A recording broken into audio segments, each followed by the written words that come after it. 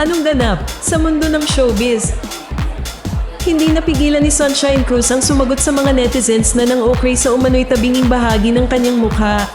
Sa isang Facebook post, ibinahagi niya ang screenshot ng mga mapanlait na komento, kabilang ang nagsabing tila hindi na raw pantay ang kanyang mukha dahil sa umano'y Botox.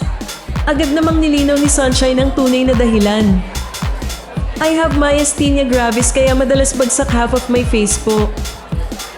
Ang myasthenia gravis ay isang kondisyon na nagdudulot ng panghihina ng muscles. Kabilang na ang muscles sa mukha kaya maaaring magmukhang tabingi o hindi pantay. Nagbigay rin siya ng makabuluhang paalala lalo na sa kapwa niya babae.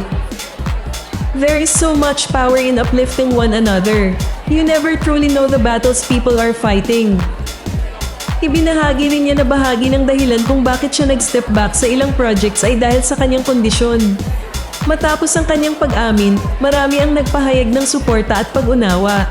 Humanga sa kanyang katapangan at pagiging open at nanawagan ng mas maraming kindness online. Sa ngayon, mas pinipili ni Sunshine na unahin ang kanyang kalusugan, pamilya, at peace of mind.